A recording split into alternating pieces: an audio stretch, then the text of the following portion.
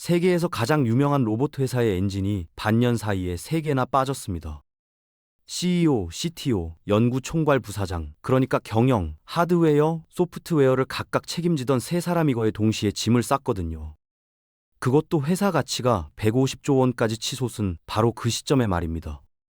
백덤블링을 하고 계단을 뛰어오르는 로봇 영상으로 전 세계를 놀라게 했던 보스턴 다이내믹스, 현대차가 1조 원에 사들인 그 회사가 지금 가장 결정적인 고비를 맞이하고 있습니다. 이게 위기인지 아니면 완전히 다른 게임의 시작인지 지금부터 하나씩 따져보겠습니다. 보스턴 다이내믹스의 시작은 화려하지 않았습니다. 1992년 MIT 지하실 한켠에서 마크 레이버트 교수가 만든 작은 연구소가 전부였거든요. 뛰고 구르는 로봇을 만들겠다는 꿈 하나로 버텼는데 문제는 그 꿈이 돈이 안 됐다는 겁니다. 2013년 구글이 이 회사를 집어들었습니다. 당시 구글은 로봇 회사를 여러 개 쓸어 담던 시기였는데 막상 데려와 보니 수익 모델이 없었어요. 언론에 로봇 영상이 퍼질 때마다 구글이 무서운 군사 로봇 만든다는 여론이 들끓었고 구글은 결국 4년 만에 손을 놓습니다. 두 번째 주인은 손정희의 소프트뱅크였습니다. 비전 펀드로 전 세계 기술 기업에 베팅하던 시절이었죠. 그런데 이쪽도 3년 반 만에 포기했습니다. 기술은 세계 최고인데 그 기술로 뭘 팔아야 할지를 아무도 몰랐던 겁니다. 그 공을 2021년에 받아든 게 현대차 그룹입니다. 인수 가격은 약 1조 원. 당시에도 모험이라는 말이 많았는데 숫자를 보면 그 말이 왜 나왔는지 바로 이해됩니다. 현대차 인수 이후 지금까지 보스턴 다이내믹스가 올린 누적 매출은 3,900억 원인데 같은 기간 쌓인 적자는 1조 3,800억 원입니다. 100원 벌 때 400원을 잃는 구조였던 거죠. 그런데도 현대차는 멈추지 않았습니다. 지금까지 이 회사에 쏟아부은 돈이 3조 원을 훌쩍 넘습니다. 구글도 소프트뱅크도 포기한 회사에 현대차는 왜 이렇게 올인하는 걸까요? 그 답은 다음 챕터에서 나옵니다. 올해 1월 라스베이거스에서 열린 CES 2026 현장에 사람들이 멈춰섰습니다. 무대 위의 아틀라스가 누가 조종하는 것도 아닌데 스스로 판단하고 움직이고 있었거든요. 관절은 360도로 꺾이고 장애물 앞에서 알아서 경로를 바꿨습니다. 그냥 보여주기용 퍼포먼스가 아니라 진짜 자율 로봇이 현실에 등장한 순간이었습니다. 시장은 바로 반응했습니다. JP모건은 기업 가치를 40조 원으로 잡았고 KB증권은 최대 146조 원까지 제시했습니다. 현대차가 1조 원에 사들인 회사가 4년 만에 최대 100배짜리 몸값이 된 겁니다. 왜 이렇게 뛰었을까요? 핵심은 자유이라는 단어입니다. 지금까지 로봇은 사람이 입력한 대로만 움직였습니다. 그런데 아틀라스는 스스로 생각하고 판단합니다. 공장에서 24시간 혼자 일할 수 있다는 뜻이고 그게 돈이 된다는 걸 투자자들이 알아챈 겁니다. 적자 기업이 하루아침에 미래 산업의 핵심 자산으로 탈바꿈한 순간이었습니다. 22년입니다. 아론 손더스가 보스턴 다이내믹스에 몸담은 시간이요. 회사 주인이 구글로, 소프트뱅크로, 현대차로 3번이나 바뀌는 동안 그는 한 번도 자리를 떠나지 않았습니다.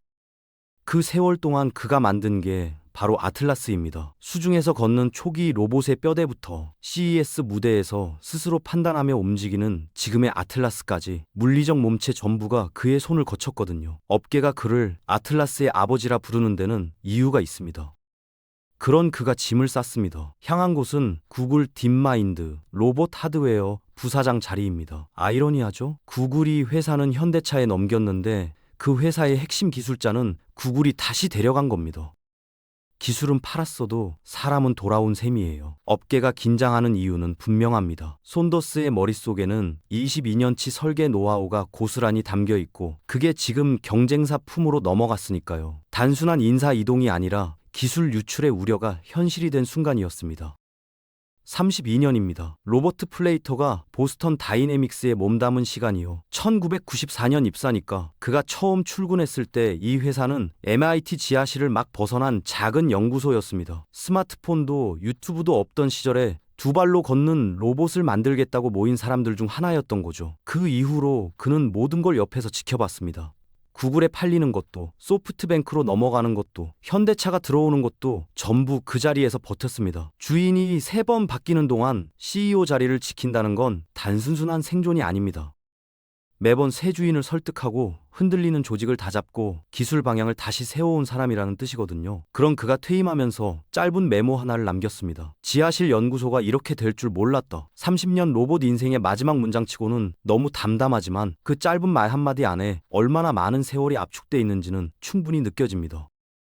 회사가 가장 뜨거운 순간에 스스로 내려온 그의 퇴장은 단순한 은퇴가 아니라 한 시대의 마침표처럼 보였습니다. 아론 손더스가 로봇의 몸을 만든 사람이라면 스콧 쿠인더스만은 정신을 만든 사람입니다. 하버드대 교수 출신인 그가 보스턴 다이내믹스에 합류한 건 아틀라스에 진짜 두뇌를 심기 위해서였습니다. 로봇이 체조를 하고 파쿠르를 하고 음악에 맞춰 춤을 추는 그 모든 동작의 뒤에는 그가 설계한 제어 알고리즘과 강화 학습 모델이 있었거든요. 쉽게 말하면 이렇습니다. 손더스가 로봇이 넘어지지 않도록 몸을 만들었다면 쿠인더스만은 그 몸이 스스로 균형을 잡고 판단하도록 가르친 겁니다. 하드웨어가 아무리 뛰어나도 소프트웨어가 받쳐주지 않으면 그냥 비싼 철덩어리일 뿐이에요. 아틀라스가 전 세계를 놀라게 한 건 결국 그의 알고리즘 덕분이었습니다. 그런 그마저 지난달 4일을 표명했습니다. 이쯤 되면 우연이라고 보기 어렵습니다. 반년 사이에 CEO, CTO, 연구총괄이 동시에 빠진 겁니다. 경영, 하드웨어, 소프트웨어라는 세 축이 한꺼번에 흔들린 셈이고 지금 보스턴 다이내믹스는 엔진 3개가 빠진 채로 가장 중요한 레이스를 앞두고 있습니다. 핵심 인재가 줄줄이 빠져나가는 데는 이유가 있습니다. 지금 현대차가 처한 상황이 그만큼 급박하거든요. 인수 계약서 안에 시한폭탄이 하나 숨어 있었습니다. 바로 풋옵션입니다. 일정 기간 안에 상장에 실패하면 소프트뱅크가 들고 있는 지분을 현대차가 수천억 원을 들여 다시 사줘야 하는 조건이 걸려 있거든요. 상장은 선택이 아니라 의무인 셈입니다. 여기에 더해 2028년까지 미국의 아틀라스 양산 공장을 지어야 합니다. 로봇 공장 하나 세우는데 드는 돈이 얼마인지는 말 안 해도 짐작이 가실 겁니다. 매년 수천억 원씩 적자를 내면서 동시에 공장 건설 비용과 풋옵션 자금까지 마련해야 하는 상황입니다. 현대차 입장에서는 하루라도 빨리 상장해서 자금을 확보하는 것 외에 다른 선택지가 없는 거죠.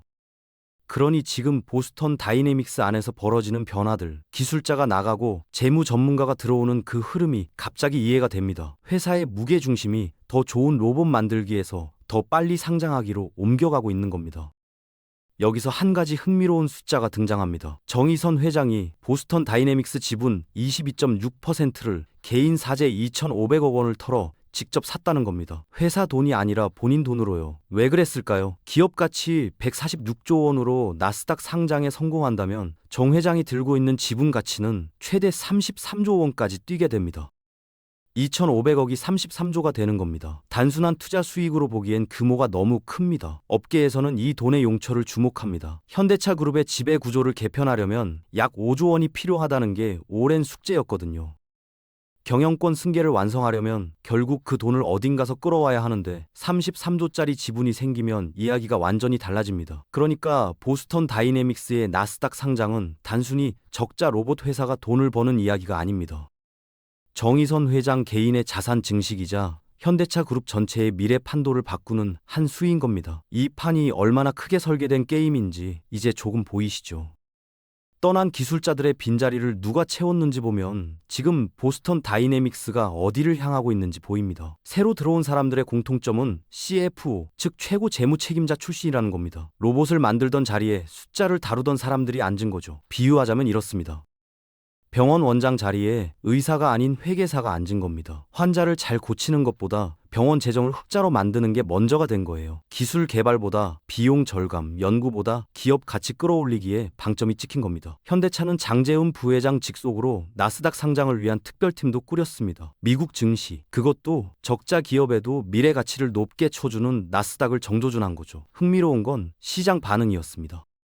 이 소식이 전해지자 현대차 주가가 5.9% 올랐거든요. 시장은 이걸 위기가 아니라 신호로 읽은 겁니다. 드디어 연구소 놀이를 끝내고 진짜 장사를 시작한다는 신호로요. 아틀라스의 가격은 대당 2억 원입니다. 그리고 테슬라 옵티머스는 3천만 원입니다. 숫자만 봐도 두 회사가 완전히 다른 게임을 하고 있다는 게 느껴지죠. 아틀라스는 명품 수제 양복 전략입니다. 비싸지만 확실하고 산업 현장에서 정밀한 작업을 해낼 수 있는 고성능 로봇이에요. 반면 옵티머스는 유니클로 전략입니다. 성능은 조금 떨어져도 가격이 싸니까 일단 많이 깔자는 거죠. 일론 머스크는 이미 자기 공장에 옵티머스를 투입하기 시작했습니다. 어느 쪽이 이길까요? 역사적으로 보면 기술 시장에서는 대부분 싸고 많이 깔리는 쪽이 표준이 됐습니다. 하지만 정밀 산업 현장에서는 얘기가 다릅니다.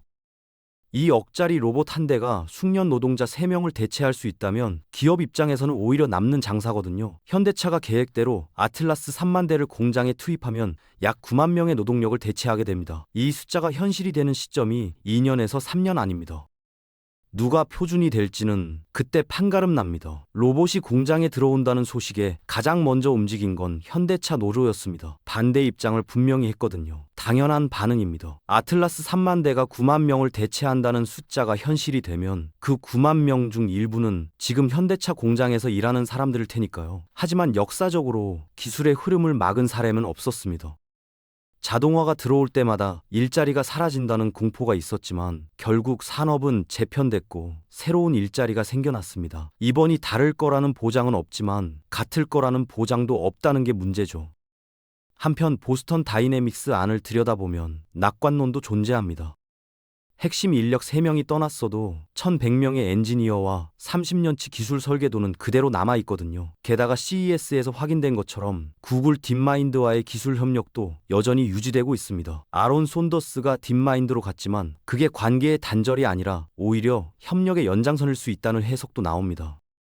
현대차는 모비스, 글로비스, 오토에버를 잇는 로봇 생태계를 조용히 구축 중입니다. 부품부터 물류, 소프트웨어까지 수직 계열화된 로봇 산업을 만들겠다는 그림이죠.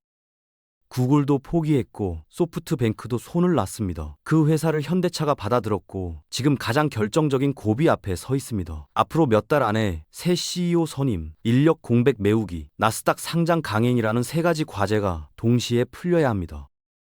이 판의 결과는 단순히 한 회사의 운명이 아닙니다. 2년 뒤 우리 공장에, 우리 직장에 로봇이 들어오는 시점과 속도를 결정하는 문제입니다. 150조짜리 도박의 끝이 어디인지 이제 지켜볼 시간입니다.